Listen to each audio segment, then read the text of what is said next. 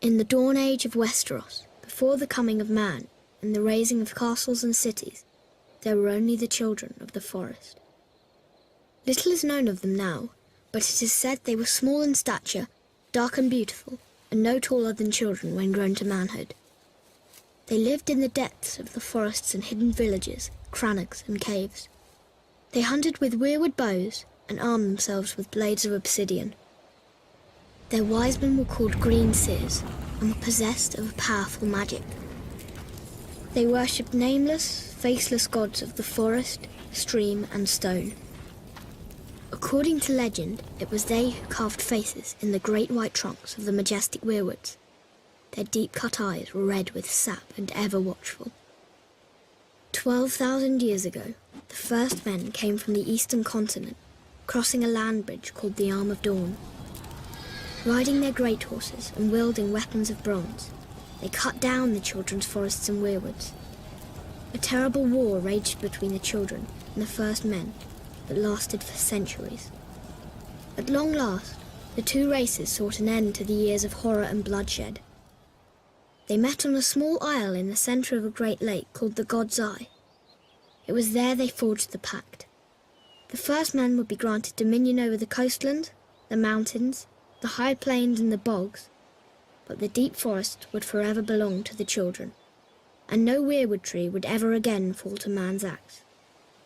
To seal the pact before the gods, the children carved a face in every weirwood tree on the island, which came to be known as the Isle of Faces. But the pact could not withstand the coming of the Andals, a race of tall, fair-haired warriors. They attacked with fire and weapons of steel, slaughtering the children of the forest wherever they could find them, burning out their weirwood groves, hacking away at the faces of the old gods, and spreading their own religion through the land. Centuries of war followed, and the Andals conquered every kingdom in Westeros, save one, the North. The kings of winter were able to withstand the Andal invasion, and descendants of the first men dwell there to this day, and continue to worship the old gods. As for the children of the forest, those who survived the slaughter were said to have fled far north and have not been seen again. Most assume they're long dead, and some don't believe they ever existed. They live on only through song and legend, and in the faces of the weirwood trees.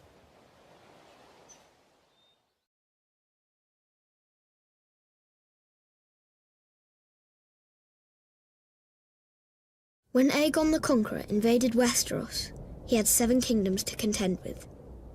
The Kingdom of the North, the Kingdom of the Mountain and the Vale, the Iron Islands, the Kingdom of the Rock, the Kingdom of the Reach, the Stormlands, and Dawn. These regions had been established by the first men thousands of years before, in the Age of Heroes. One hero of this fabled age was Bran the Builder. Bran raised the wall and built the stronghold of Winterfell, establishing House Stark and reigning as the first king in the north. Other legends tell of the Grey King in the Iron Islands. Grey King took a mermaid to wife and defeated Naga, the first sea dragon. House Greyjoy of Pike, the current rulers of the region, claim to descend from him. House Casterly ruled the gold-rich Westerlands from their mighty seat of Casterly Rock, but their lands and power were swindled from them by the legendary trickster Lann the Clever. The noble house of Lannister is said to have descended from him. The verdant and fertile lands of the Reach were first ruled by House Gardener, whose founder, known as Garth Greenhand, wore a crown of flowers and vines. He ruled from Highgarden as the first king of the Reach, and was said to have made the land bloom. Many noble houses trace their bloodlines back to him, including the current lords of Highgarden, House Tyrell. In the Stormlands, according to ballads of the age, a warrior named Durin fell in love with Elenai, whose father was god of the sea and mother was goddess of the wind. She gave her maidenhead to him, committing herself to a mortal life. Enraged, her parents called upon the winds and waters, destroying Daeron's Bayside keep and wiping out his wedding guests. Daeron declared war on the gods and rebuilt his keep, which was also destroyed. 4 more castles he raised, each stronger than the last. all fell to the power of the gods. But Daren's seventh castle, Storm's End, withstood the gods' rage. Daren became known as Daren Godsgrief, and reigned as the first Storm King. There are countless other tales from the Age of Heroes, too many to count. These histories weren't recorded in a book, but passed down from generation to generation through story and song. And while some of them may be dismissed as fairy tales, every one of the seven kingdoms is defined by them.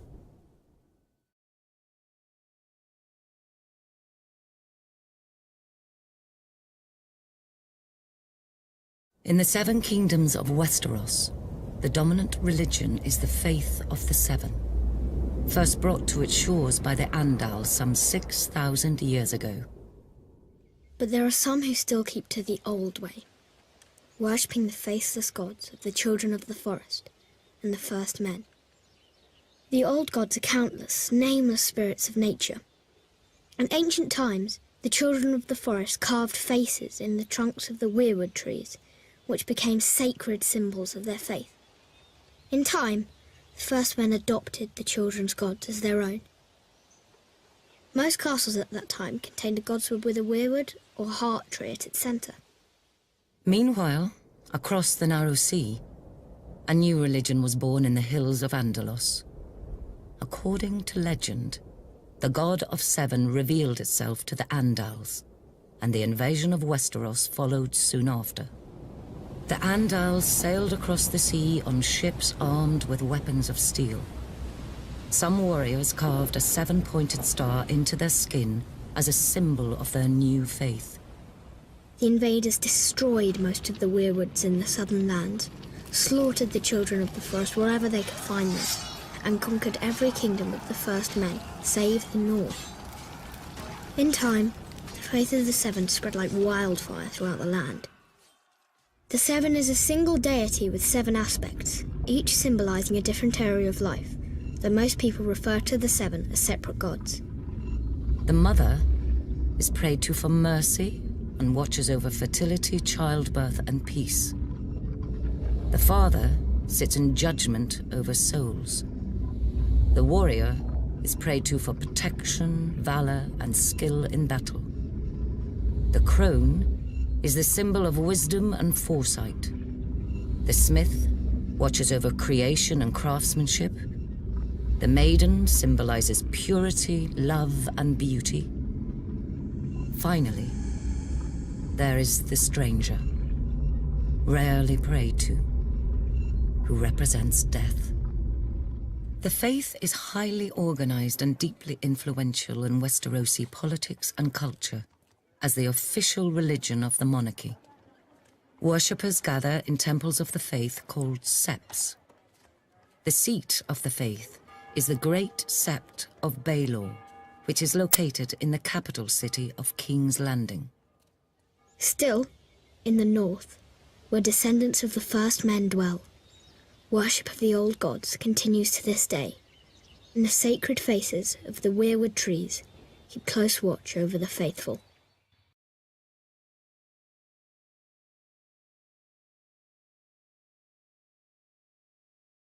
Night gathers, and now my watch begins. It shall not end until my death. I shall take no wife, hold no lands, father no children.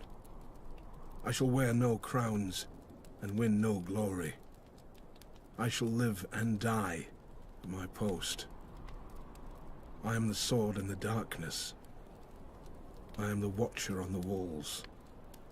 I am the shield that guards the realms of men.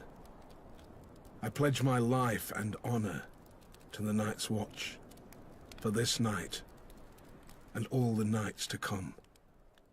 Legend tells of a winter that lasted a generation, and of a vast and terrible darkness that fell across the land. It came to be known as the Long Night. In the midst of this darkness, the White Walkers emerged from the far north. With their armies of the dead, they waged war against the living, laying waste to villages and holdfasts, leaving terror and destruction in their wake. After years of brutal conflict and unbearable loss, an alliance of the First Men and the Children of the Forest managed to drive the Walkers and their minions back into the frigid northern wastelands from whence they came. To prevent another invasion, the First Men erected the Wall, a massive fortification 700 feet in height, stretching from the Frostfang Mountains in the west to the Bay of Seals in the east. It was a structure unlike any ever built. Indeed, some maintain it could only have been completed with the aid of giants, or using the powerful magic of the ancient Children of the Forest. Men were required to guard and maintain it, and thus the Night's Watch was born. A sworn brotherhood, tasked with defending the realms of men against the dark forces that lay beyond. Upon taking his vows, a brother of the Night's Watch serves for life. It is a life of hardship and great sacrifice, so the oath must not be taken lightly. The punishment for desertion is death. The Night's Watch is divided into 3 vital branches: the Rangers, the Builders, and the Stewards. While all Black Brothers are expected to take up steel should the need arise, the Rangers are the true warriors of the Watch. Centuries come and gone, and although the White Walkers have yet to return, another threat has emerged. Barbarian tribes known as Wildlings. The Rangers are charged with defending the realm against these lawless savages. The Builders are carpenters, masons, miners, and woodsmen, tasked with maintaining the wall, as well as its various keeps, towers, and structures, which have fallen into disrepair over the years. The Stewards serve as cooks, butchers, and hunters. They tend to the horses and messenger ravens, sew clothing, gather firewood, and bring supplies up from the south. The Night's Watch is a diverse group. Proud volunteers from noble houses stand side by side with petty thieves conscripted from dungeons.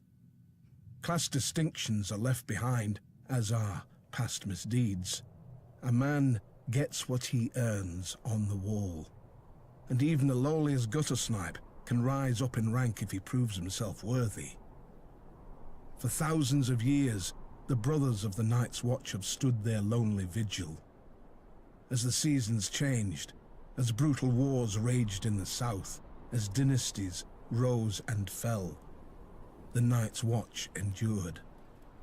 We are the swords in the darkness. We are the watchers on the wall. We are the shields that guard the realms of men.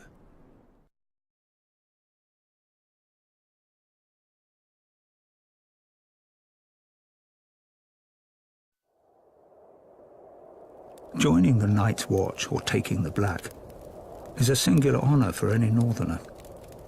For it was in the north, some 8,000 years ago, that the first men drove back the White Walkers, erected the Wall, and established the sworn brotherhood that would guard the realm and its people from the dangers beyond. Regrettably, the Night's Watch no longer commands the widespread respect and admiration it once did. While House Stark and other houses in the northern regions continue to recognize its vital importance to the safety and stability of the realm, this view is not shared by the powerful houses of the southern kingdoms or their subjects. Most regard the Watch as a misguided, obsolete order made up of useless outcasts. Admittedly, the current Night's Watch is a shadow of its former glory. Their numbers have dwindled to less than 1,000.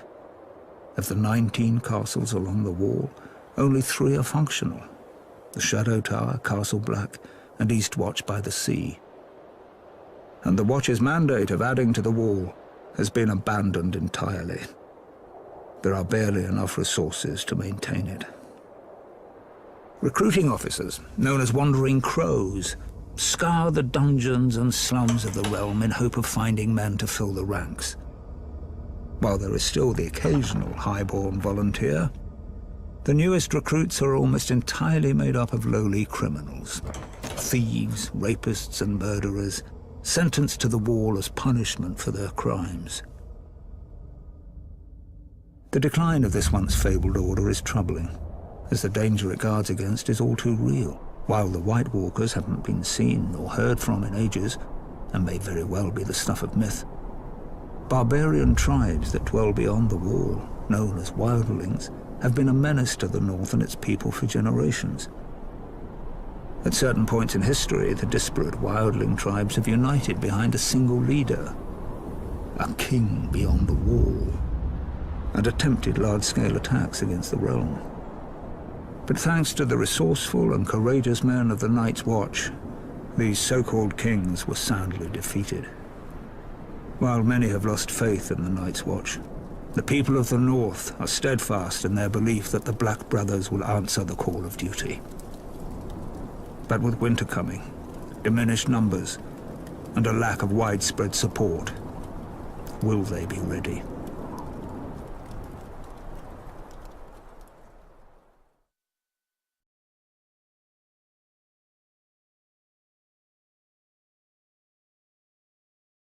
Long ago in the wintry north, an army of demons emerged from beneath the icy ground and spread darkness and despair across the land. Astride their monstrous spiders, flanked by giants, they wreaked havoc on the innocent, slaughtering thousands. All hope was lost until the fearless warriors of the first Night's Watch drove them back into the wintry mountains and built a magic wall to keep them from ever invading again. These stalwart brothers in black continue to protect us even to this day from the evils that lurk in the shadows. An absurd lie. A fairy tale spun by many a wet nurse in the north. To be sure, a giant wall does exist. A triumph of engineering, perhaps, but not of magic. As for the Night's Watch, there may have been a time centuries ago when there was prestige and honor in the miserable monastic life of a Black Brother. But now, the wall has become a glorified penal colony, full of outcasts, criminals, and assorted ne'er-do-wells. Today, a typical man of the Night's Watch most likely started out a lowly beggar, or a rapist, or a village idiot.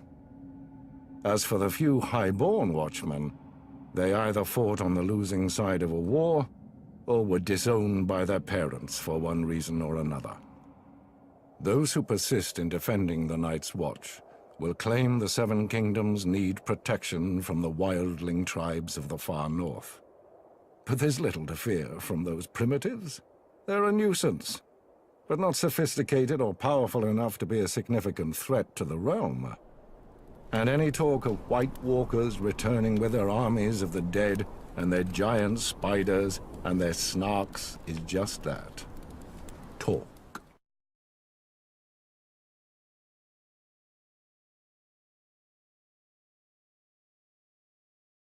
In the far southwest of Westeros, at the mouth of the river Honeywine, lies the great stone city of Old Town.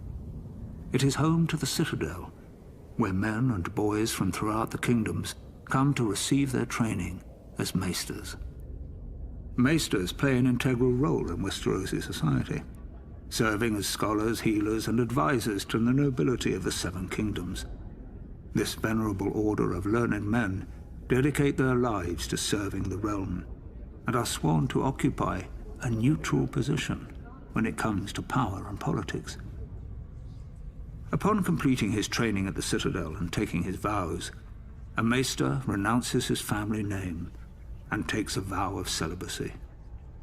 He is assigned to a castle or keep, and duty-bound to serve as its counselor and healer, even if control of the castle changes hands. A maester's allegiance is to the realm, not to any one family. His badge of office is a great chain, forged from links of different metals which he wears around his neck. It is a reminder of his role as a servant of the realm and is never to be removed. A maester forges his chain with study, and each link represents the mastery of a different kind of learning. For instance, a silver link signifies mastery of the medicinal arts. A golden link represents the study of money and accounting. An iron link indicates knowledge of warcraft. Ravenry is an especially important skill for a maester, as it is he who breeds, trains, and maintains carrier ravens for the delivering of messages throughout the land. There are some maesters who have earned a link forged of Valyrian steel. This signifies knowledge of the higher mysteries, commonly known as magic. Only one maester in 100 possesses such a link, as this field of study is frowned upon by many in the Order. It is possible magic may have existed for a time long ago, but most consider the higher mysteries to be long gone from this world. Service as a maester is a noble calling, one of vital importance to a prosperous realm. It is little wonder there are some who refer to the Order as the Knights of the Mind.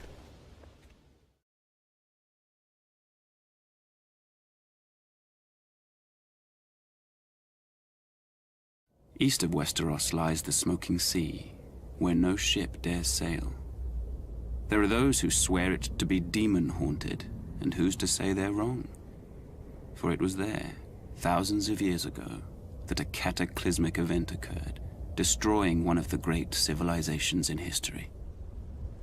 The precise details of their origins are lost to us, but it is said the Valyrians were once a modest community of shepherds, tending their flocks on a small peninsula of the great eastern continent. One fateful day, in a volcanic area known as the 14 Fires, they made a shattering discovery. Dragons. They were monstrous, scaled creatures with massive wings, sharp claws, and fiery breath. They were also said to have a deep-rooted connection to magic. In time, the Valyrians were able to tame the beasts. Harnessing their immense power, they established a city of wonder, unlike any before or since. They became skilled at sorcery and metallurgy, creating uncommon weapons of spell-forged steel. Wielding these weapons astride their dragons, the Valyrians conquered the surrounding lands and slowly expanded west. At the time, the Giscari Empire dominated much of the great eastern continent and tried to stop Valyria's expansion. The Giscari legions attacked the Valyrians 5 times, but could never defeat them. Finally, the Valyrians marched on their capital, Old Gis, and obliterated it, turning its streets and buildings to ash with dragon flame, and wiping the Giscari people and their culture off the face of the earth. The freehold of Valyria, as it came to be known, became the most advanced civilization in the known world, with its own language, gods, and culture. The Valyrians' reach extended far and wide, covering most of the continent. Great cities were built and roadways paved, all of which led back to Valyria. The freehold would prosper for nearly 5,000 years. But it was not to last. An event that became known only as the Doom laid waste to the Valyrians, their capital city, and its surrounding lands. The peninsula itself was shattered, becoming what is now the Smoking Sea. Every dragon was thought to be lost, as were the Valyrian spells, knowledge, and recorded history. Thus, the mighty empire collapsed. What caused this cataclysm? No one knows for certain. Some say it was a volcanic eruption. Others say the Valyrians' own sorcery got the better of them. In any event, the Doom's devastation of the Valyrian people was total, with the exception of a small rocky island in the narrow sea, Dragonstone. For it was there that the Targaryens, the last of old Valyria, dwelled. They would lie in wait for another 100 years before unleashing the fury of the dragon on another continent, Westeros.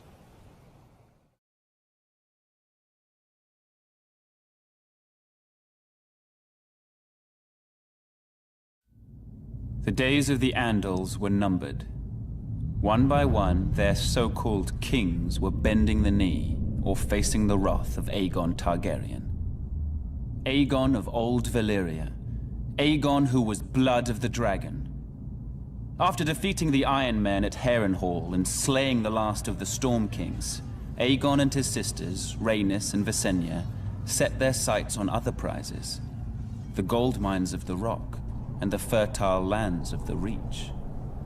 King Loren Lannister of the Rock and King Mern Gardener of the Reach foolishly thought their combined armies could beat back the Targaryen host. They rode forth together, their proud banners flapping in the wind, and faced off against Aegon in a vast golden field of wheat. The two kings commanded a massive force of nearly 60,000, and it appeared the day was theirs, until Aegon unleashed all three of his dragons for the first and only time. Each beast was named after the Valyrian gods of Aegon's forefathers. Visenya rode Vhagar, whose fiery breath could melt armor. Rhaenys rode Meraxes, whose jaws were big enough to swallow a horse whole. Greatest of all was Balerion the Black Dread, with fire dark as night and wings so huge whole towns were covered in shadow when he flew overhead. This magnificent creature was ridden by Aegon himself. 4,000 men were bathed in glorious dragon flame that day, on what came to be known as the Field of Fire. King Mern was among the dead, and House Gardener died with him. His stewards, the Tyrells, surrendered his ancestral stronghold of Highgarden to Aegon, and were appointed Lords Paramount of the Reach and Wardens of the South. When Loren Lannister witnessed Mern's fate, he wisely bent the knee. Aegon spared Loren's life, and the Lannisters were made Lords Paramount of the Westerlands and Wardens of the West. After his triumph on the Field of Fire, Aegon's conquest was assured. In a short time, the so-called Seven Kingdoms were melted down in the heat of the dragon's flame and transformed into a single realm. Aegon would forever be known as Aegon the Conqueror.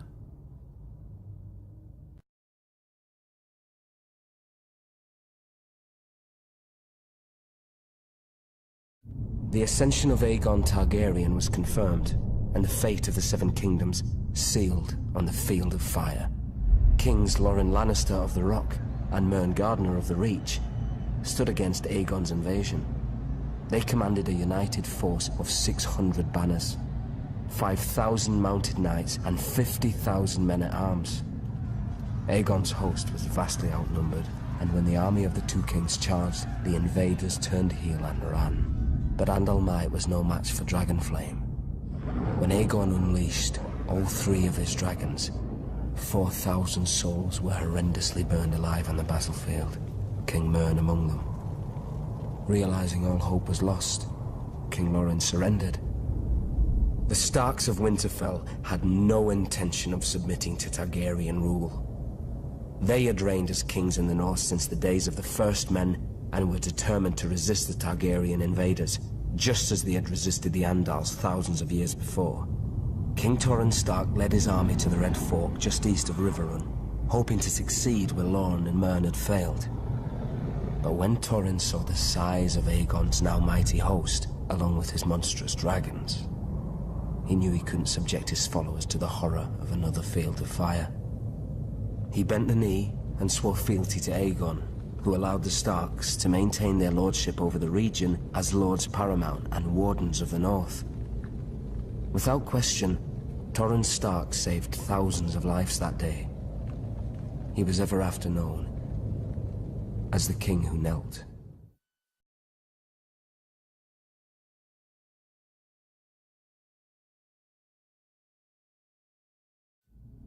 Aerys Targaryen was the last of his name to sit on the Iron Throne.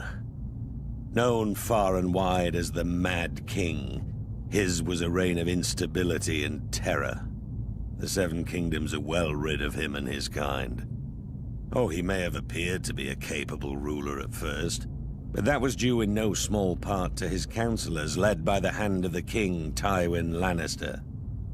There may have been years of peace and prosperity during Aerys's reign, but it was Tywin who was really running the country as Aerys spiraled further and further into insanity. The dragon spawn were famous for losing their minds. It was the price they paid for centuries of keeping the bloodlines pure. And Aerys more than happily continued the noble sister-fucking tradition of his forefathers. As the years passed, Aerys's behavior became increasingly erratic. He cut himself so often on his Iron Throne, many referred to him as King Scab, though never to his face. It was rumored he had developed an obsession with wildfire, and was known to inflict horrific punishments on those he considered enemies, including burning them alive. As his paranoia and bloodlust grew, he had a bitter falling out with Lord Tywin, who had served the crown faithfully for 20 years. At least Tywin was able to leave the job with his life and fortunes intact. Subsequent hands of King Aerys weren't so fortunate. Then the Targaryens went too far. The Crown Prince Rhaegar abducted Lyanna Stark, daughter of Rickard Stark, the Lord of Winterfell. She was my betrothed. She was my beloved. Beautiful and spirited woman, and I loved her more than life itself. Rhaegar went south with Lyanna, hiding her away in Dorne. What harm he inflicted on the poor girl, the gods only know. Brandon Stark, Lyanna's eldest brother, was outraged. He rode to King's Landing to confront the king and demand his sister's safe return. Instead, Aerys had him executed, his father, Rickard Stark, as well. There wasn't much left to discuss after that. Aerys feared their loved ones would seek revenge for what he did. He was right to be afraid. Aerys wasted no time in calling for the heads of Brandon's younger brother, my friend Eddard Stark.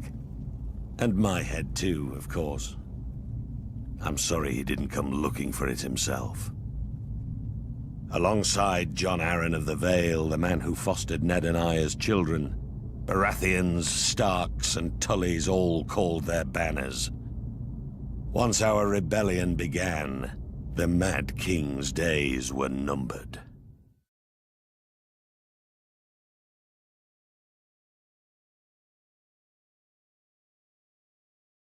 As word of King Aerys' erratic and troubling behavior spread throughout the Seven Kingdoms, Lord Rickard Stark continued to serve his king faithfully as Warden of the North.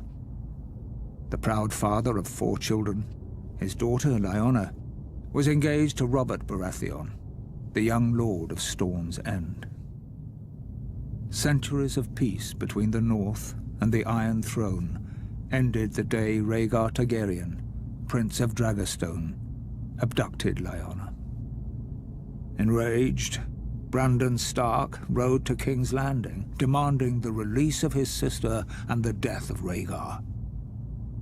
Aerys arrested him for treason, and called his father to come to the capital to ransom him. When Lord Rickard complied, Aerys, now utterly mad, arrested him for treason as well. Lord Rickard demanded a trial by combat. Aerys declared fire the champion of House Targaryen, and had Lord Rickard suspended from the rafters of the throne room while pyromancers lit a blaze beneath him.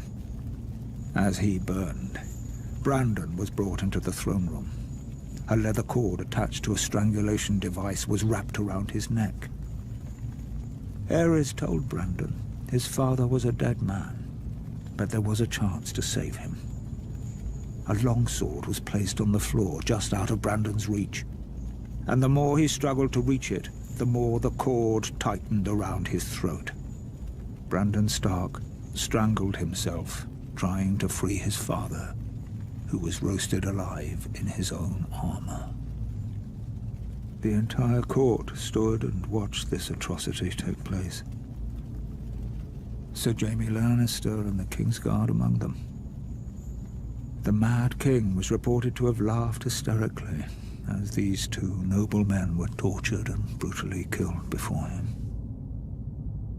Seeking to rid the world of all his supposed enemies, Aerys called for the head of Rickard's younger son, Eddard Stark, and Lyanna's betrothed, Robert Baratheon. He sent word to Lord Jon Arryn, who had fostered both young men at the Eyrie, to apprehend them. Instead, Lord Arryn joined houses Stark and Baratheon in rebellion. Robert vowed to kill Rhaegar Targaryen and get his beloved Lyanna back.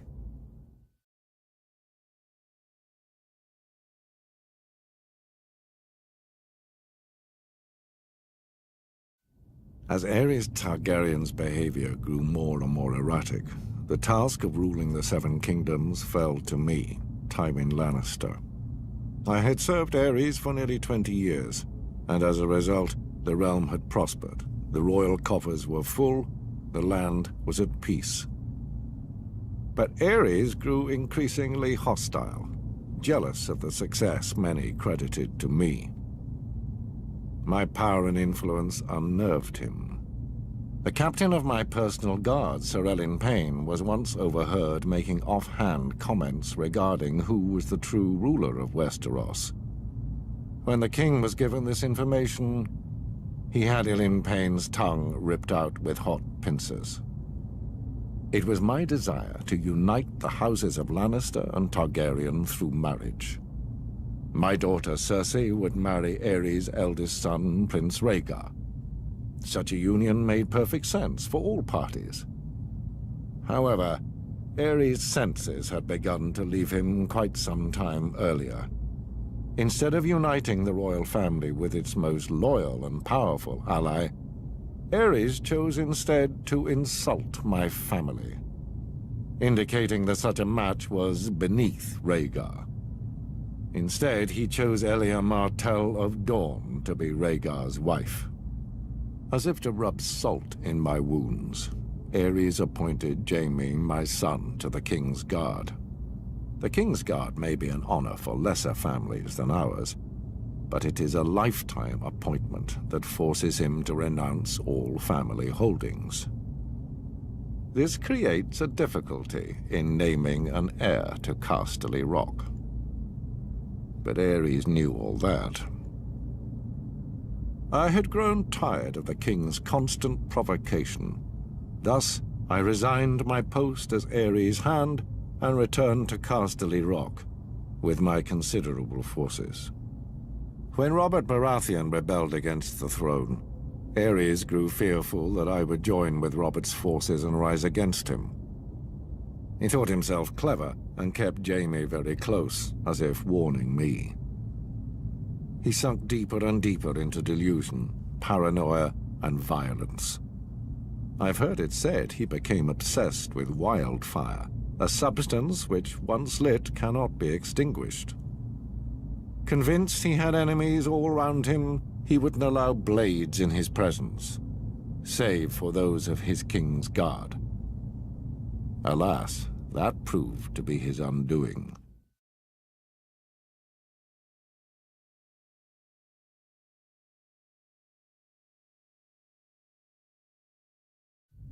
The Targaryens, blood of the dragon, and the last of old Valyria, were loved by their subjects, and admired far and wide as the greatest dynasty in the history of the Western world. But the peace and prosperity of nearly 3 centuries of Targaryen rule was shattered by the usurper, Robert Baratheon, and his band of traitors. House Baratheon owed its very existence to the Targaryens. Was it not Aegon the Dragon himself who elevated the bastard Orys Baratheon in the War of Conquest? And what of the Starks, the Lannisters, the Aarons of the Vale? All had been spared and allowed to keep their lands when Aegon could easily have wiped them out. Centuries later, the usurper and his lackeys repaid Aegon's benevolence with treachery. There are some who dare to claim Robert and his allies had reason to rebel. They say the Crown Prince stole the usurper's lady love. They say my father, King Aerys, murdered Rickard Stark and his son without just cause. Whether these charges are true or not, it doesn't matter. The dragon answers to no one. Aerys' good name has been besmirched in the years since the rebellion. He's been called a dangerous madman, a monster, a tyrant that brought his tragic end upon himself. Lies! My father was a victim of weaklings in his council. Lackwits who failed him in his hour of need and let the rebellion spin out of control. But it was not enough. The royal army was crushed at the Battle of the Trident. It was there the valiant Rhaegar met Robert in single combat, but the gods betrayed him, and he perished by the usurper's hand. As the Field of Fire had marked the end of the Andal centuries before, the Battle of the Trident seemed to herald the end of the Dragon Kings. When word reached the capital of my brother Rhaegar's death, my father Aerys moved to protect me, as I was the surviving heir to the throne. He sent me to the island fortress of Dragonstone, along with my mother, Queen Rhaela, who was great with child. But as my father, my king, Aerys Targaryen, prepared to defend his throne to the bitter end, little did he know of the horrors and betrayals that awaited him and our family.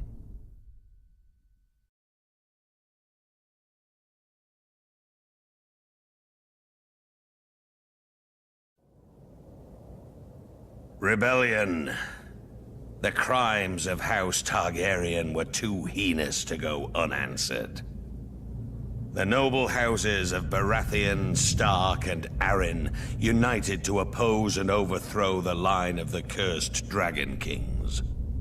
While Ned Stark and Arryn secured an alliance with the Tullys of Riverrun, I called the banners of Storm's End and rode out in force against the Mad King and his minions. Gods, those were some battles. Our first victory occurred at Summerhall, where I faced off against an army of dragon loyalists and won 3 battles in a single day. 3 in one day. 7 hells, that was a glorious day. We tried to take Ashford Castle in the Reach, but the Tyrells beat us back. We had to regroup. My army was pursued north by Aerys' army and took refuge in the Stony Sept in the Riverlands. When the Targaryen army entered the town, the Sept bells tolled, a signal to the townspeople of the battle that was to come. As the Targaryens searched from house to house for me, the combined forces of Ned Stark and the Tullys swept into the city. Gods, what a day that was.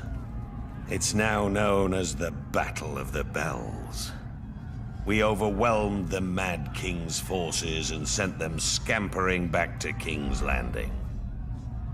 Aerys' son, Rhaegar, who started the whole damn thing, finally emerged from hiding in the south and assembled his own army to face us. As for the Mad King, he must have been pissing himself.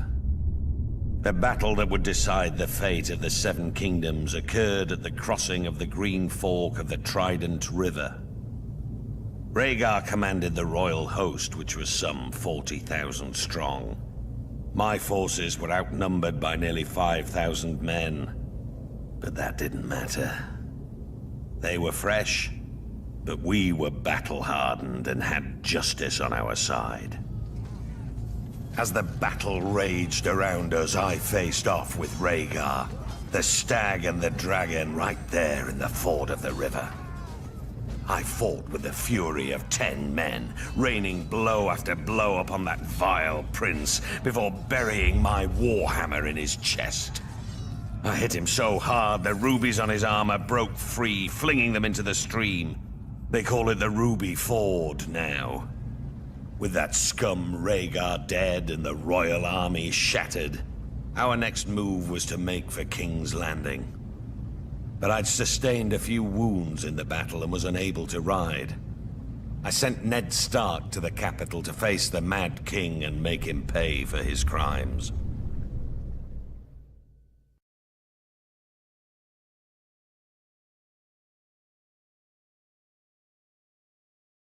The The Battle of the Trident may have been an important victory for the usurper, but it was the treachery and barbarism of Tywin Lannister that sealed the fate of the Targaryen dynasty. My father, King Aerys, had ever been a friend to the Lions of the Rock. Aerys graciously brought Tywin to court, making him the youngest hand of the king in history. He gave him power. He gave him respect.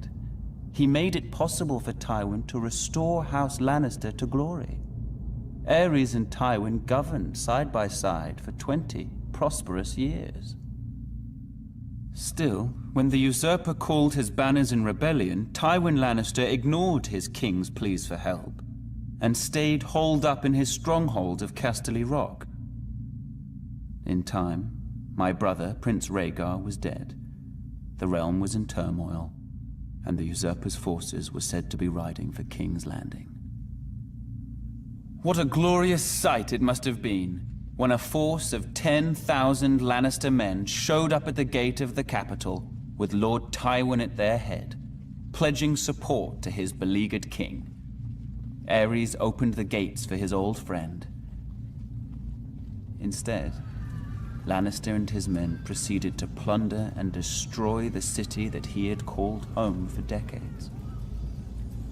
As the capital was ravaged and its people terrorized, Jaime Lannister, son of Lord Tywin, proved every bit as treacherous. He killed my father, the king, at the foot of the Iron Throne. The Lannisters entered the Red Keep, and Tywin ordered the deaths of the rest of the royal family. It is said Princess Rhaenys was found cowering under her father's bed and put to the sword. She was only a child.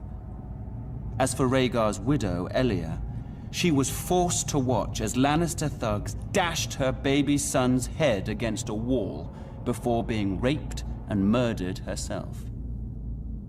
As I was the heir to my father's throne, I had been spirited away to Dragonstone with my mother, Queen Rhaela, who was with child. As a raging summer storm battered the island fortress and destroyed the Targaryen fleet as it lay at anchor, my sister, Daenerys, was born. My mother, the Queen, died giving birth. Now, some 17 years later, the rightful king still lives in exile. But a day of reckoning is coming. I will sail west as Aegon the Dragon did centuries before. I will take back my father's throne with blood and fire. And I will punish the treacherous dogs who sought to destroy my family. And the people shall rejoice.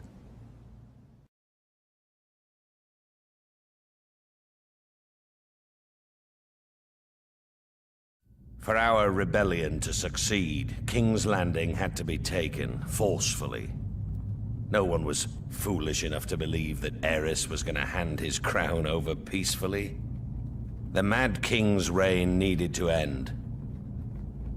What Tywin Lannister's forces did was unfortunate, but it was necessary to secure the Iron Throne and bring peace and justice to the Seven Kingdoms. My glorious victory at the Trident left me wounded, but I sent my personal maester to attend to Sir Barristan Selmy instead. His wounds were more severe. Even though Sir Barristan was a member of Aerys's Kingsguard and fought on the opposing side, that man's bravery and loyalty was something to behold. But this meant my wounds would take longer to heal, and I couldn't ride to King's Landing myself. I sent the one man I trusted over anyone else in this world, Ned Stark, in my place. Had I been able to ride, perhaps I could have reached King's Landing sooner and prevented some of the violence that occurred when the Lannisters entered the city. Still, what Lord Tywin did was for the greater good. Even what happened to Princess Elia and her children. Babies or no, theirs was the same cursed blood that flowed within the Mad King's veins.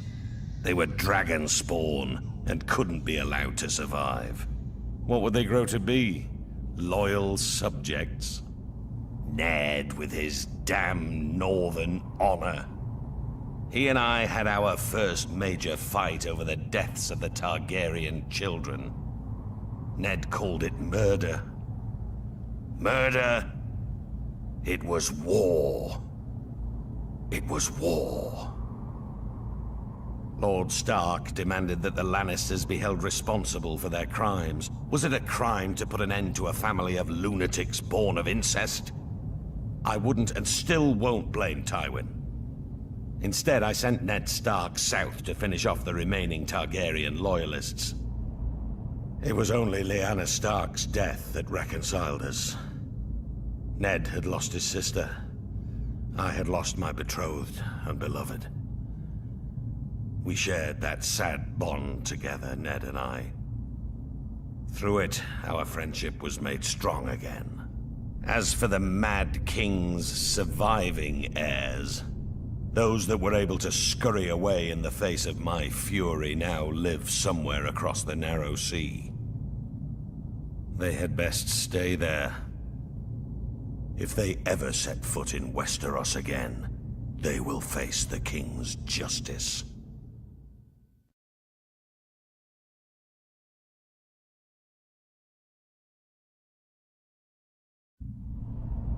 Robert Baratheon's victory at the Trident was a turning point in the war for the Iron Throne.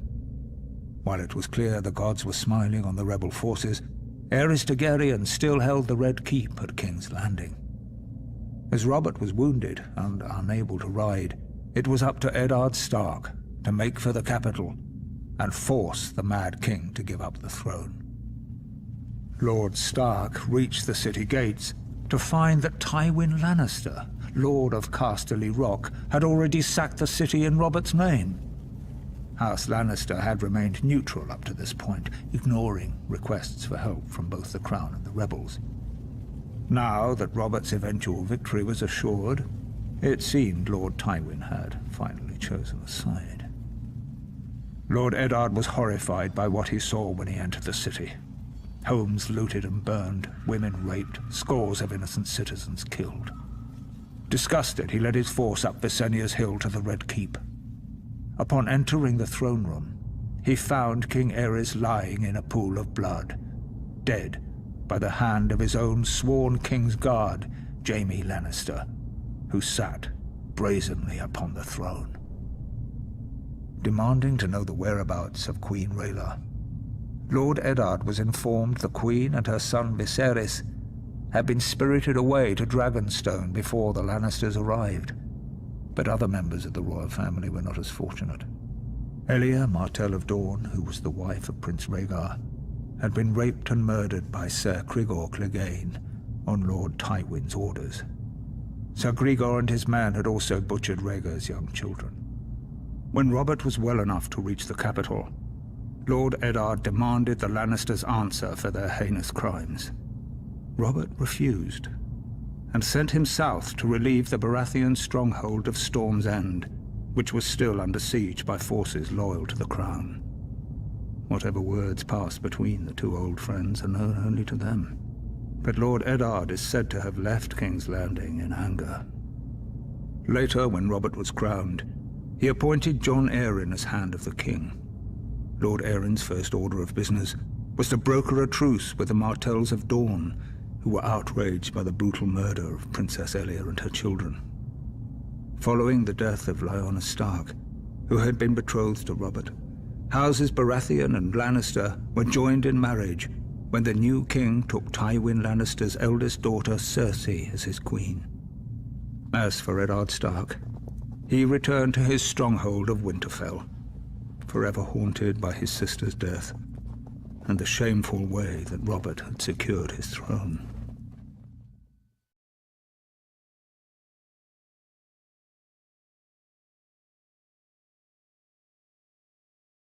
Rhaegar Targaryen lay dead on the banks of the Trident, his royal army shattered and in retreat. The days of the Dragon Kings were clearly numbered. Until that moment, it would have been foolish to commit Casterly Rock to either the Crown or the Rebellion. What would our family have to gain in supporting a raving madman? Or in entering a crusade to put Robert Baratheon on the Iron Throne? But chaos benefits no one. It was time for House Lannister to do what it could to ensure a return of peace and prosperity to the land. I, Tywin Lannister, brought 10,000 Lannister troops to the gates of King's Landing in order to bring the bloodshed to a quick and decisive conclusion. King Aerys had been sending ravens for months, begging for my support to end the uprising. In a way, his pleas had been answered. As I had suspected, Aerys opened the city gates and welcomed my men. Our plan was clear: crush Aerys' remaining bannermen and remove the remnants of the royal family as quickly and efficiently as possible. Any alternative meant years of further war and a fragmented 7 kingdoms. Our means were bloody, but the results speak for themselves. As for Aerys, it is true he met his fate at the hands of my son. Aerys had kept Jaime close during the rebellion, thinking himself clever in keeping my son as a hostage, should I decide to pledge support to the rebel cause. This proved to be his greatest mistake. For when the time came, Jaime did his duty as a Lannister, and drove his sword into the Mad King's back. With that, Robert Baratheon's crown was secured. The new king recognized our role in his ascension to the throne, just as he recognized how useful the might and riches of Casterly Rock would be, if he wanted to keep it. To that end, I offered my daughter Cersei as his queen. Had Aerys not spurned this same offer years earlier, perhaps things would have worked out differently. With Robert and Cersei crowned as king and queen of the 7 kingdoms, it was a new day. The dragon was vanquished, and the 7 kingdoms would thereafter belong to the stag and the lion.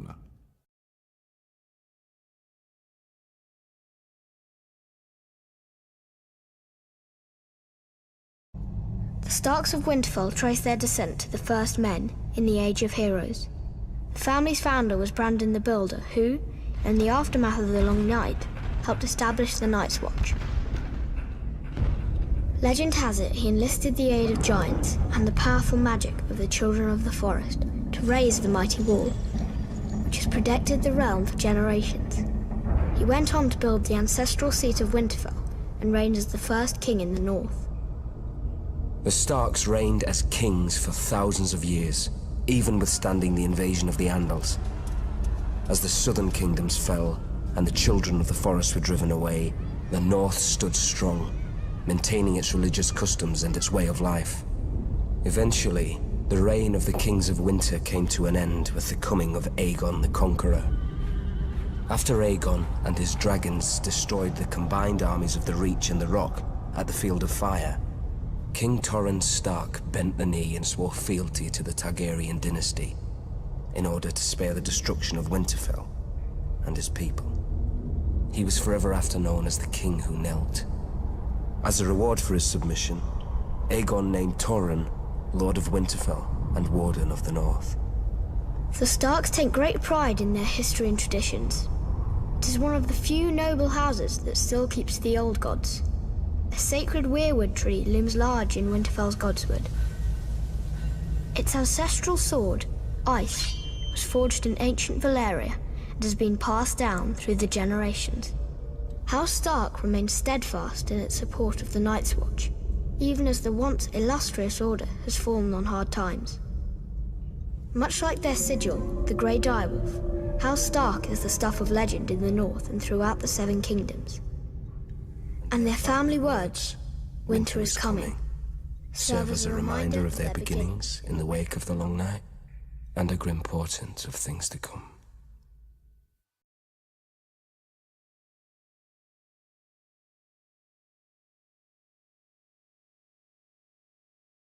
On the far western coast of the continent, high atop a rocky promontory overlooking the Sunset Sea, sits Casterly Rock, ancestral seat of House Lannister. Below it lies Lannisport, one of the great cities of Westeros, a center for trade, culture, and the great Lannister fleet. There are a number of gold and silver mines in the Westerlands, making it the richest region in all of Westeros. One of the most productive mines lies beneath Casterly Rock itself, making House Lannister the wealthiest of all the noble houses. This allows House Lannister to finance many endeavors of other noble houses. Even the king himself has sought credit from Casterly Rock from time to time. We Lannisters claim our descent from the Andal invaders, and through the female bloodline, Lann the Clever. According to the legend, Lann, using only his wits, won Casterly Rock from the noble House of Casterly during the Age of Heroes. The Lannisters reigned as kings of the Rock for thousands of years, and worked to make it the envy of the rest of the Seven Kingdoms. Our time as kings ended, however, when Aegon Targaryen, otherwise known as Aegon the Conqueror, arrived in Westeros with his army. The last king of the Rock, King Lorin Lannister, joined forces with King Mern Gardener, the king of the Reach. Together, with 60,000 men, they met the Targaryen host in open battle. History tells us that Aegon unleashed all 3 of his dragons, slaughtering 4,000 men at what came to be known as the Field of Fire.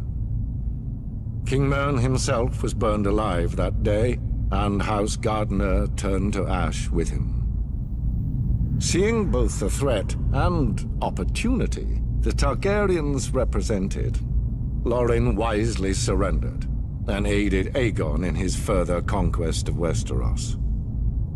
The Lannisters were thus appointed Lords Paramount of the Westerlands and Wardens of the West, titles we hold to this day. Let us be clear, though. It is neither luck nor royal favor that makes our house prosperous. There have been times in our history where some have thought us weak, lazy, or opulent. My father, Titus Lannister, nearly bankrupted our house with his poor investments, and allowed himself to be mocked openly at court.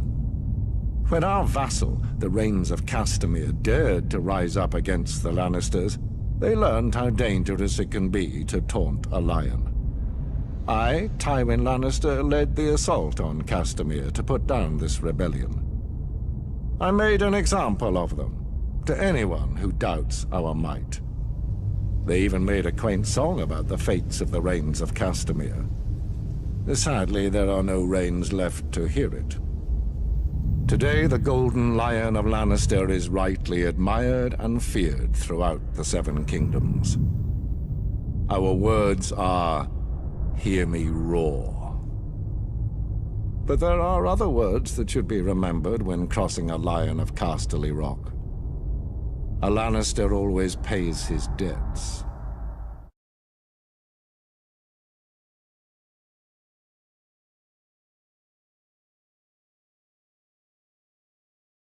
The Targaryen dynasty united the Seven Kingdoms and lasted nearly 3 centuries.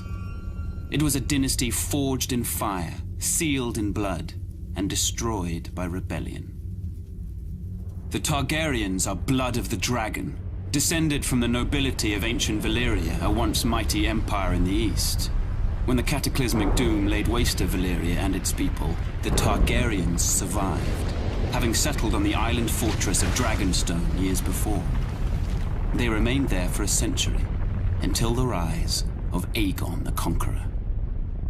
Instead of attempting to reclaim the eastern lands of his ancestors, Aegon sailed west for the Seven Kingdoms, his sisters Visenya and Rhaenys at his side. To keep the bloodlines pure, Aegon continued the custom of his Valyrian ancestors and took both of his sisters to wife. Together, they came ashore on the eastern coast of Westeros. Their blazon, a dragon with 3 heads, representing Aegon and his sister wives. Their words, fire and blood. While their host was small in comparison to the armies of Westeros that awaited them, Aegon and his sisters had a secret weapon, the last of the dragons. He conquered every kingdom save Dawn, which eventually bowed to Targaryen rule a century later. He had the swords of his enemies melted down by the fiery breath of his dragon, Balerion the Black Dread, and forged into the Iron Throne. The capital city of King's Landing was built on the eastern coast, where Aegon and his sisters first came ashore. And Aegon ordered the construction of a royal castle on its highest hill, the Red Keep. For 300 years, the Targaryen dynasty stayed strong in the face of rebellion, civil war, and plague.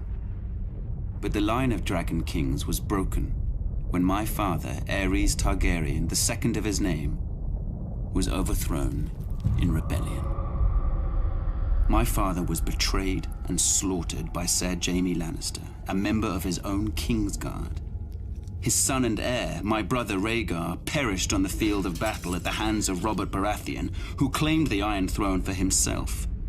And so today, the only surviving members of the storied Targaryen dynasty are myself, Prince Viserys, rightful King of the Andals and ruler of the Seven Kingdoms, and my sister, Daenerys.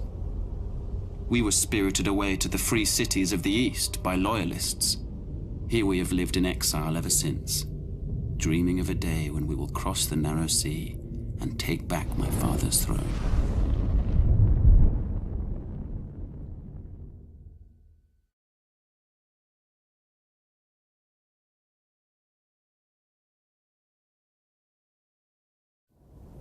In the snow-capped mountains of the moon, standing high above the rich lands of the Vale, stands the Eyrie, a storied and impregnable fortress said to have been built by the legendary Mountain Kings in the Age of Heroes.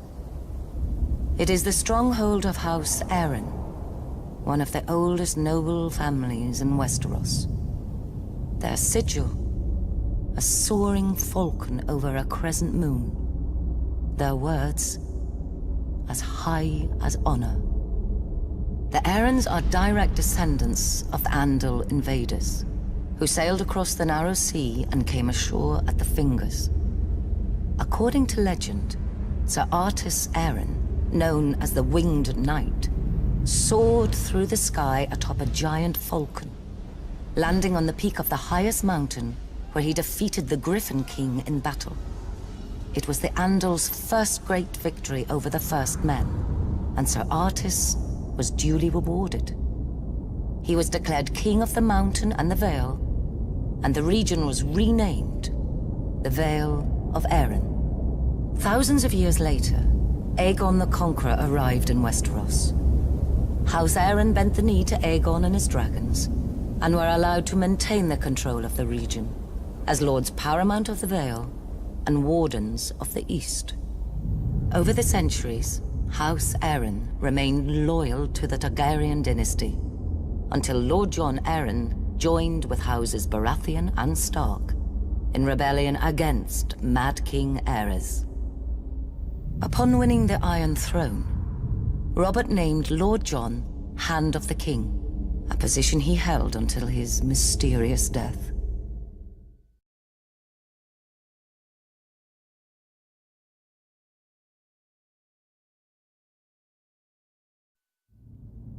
Ours is the fury. These are the words of the Black Stag of Baratheon. A battle cry echoed throughout the land in rebellion when I, Robert Baratheon, the first of his name, seized the Iron Throne from the Mad King Aerys Targaryen, ending a dynasty nearly 300 years old. House Baratheon was born in the Wars of Conquest, when Aegon the Dragon invaded Westeros. Aegon sent his commander, Orys Baratheon, to take Storm's End. Argilac the Arrogant, the last of the Storm Kings, foolishly left the safety of his stronghold and met the Baratheon warlord in open battle. Argilac was soundly defeated, and Orys took his lands, his holdings, and his daughter. Orys was said to be a half-brother to Aegon Targaryen. If this were true, a little blood of the dragon mingled with that of the stag in those days. The seat of House Baratheon is Storm's End, a legendary keep raised in the Age of Heroes. It overlooks Shipbreaker's Bay, where legend has it that Durin, the first Storm King, raised the keep with the aid of Bran the Builder of House Stark, forging a centuries-long connection with the Stormlands and the North. After Aegon's conquest of the Seven Kingdoms, the Baratheons remained loyal enough to the crown, while Targaryen kings came and went. But loyalty has its limits. When Rhaegar Targaryen, Aerys's vile son and heir, abducted Lyanna Stark, my betrothed, my beloved, it was time to act. We raised our banners, Baratheon, Stark, Jon Arryn and the Tullys, united in rebellion against Rhaegar and his father, the Mad King. We were victorious and took the Iron Throne. That bit of dragon blood in my veins came in well, as it made me a distant relation to the Targaryen dynasty blood of my long-lost ancestor, Orys. The truth of it is, I took it. I sit on the Iron Throne. I rule the Seven Kingdoms from the Red Keep.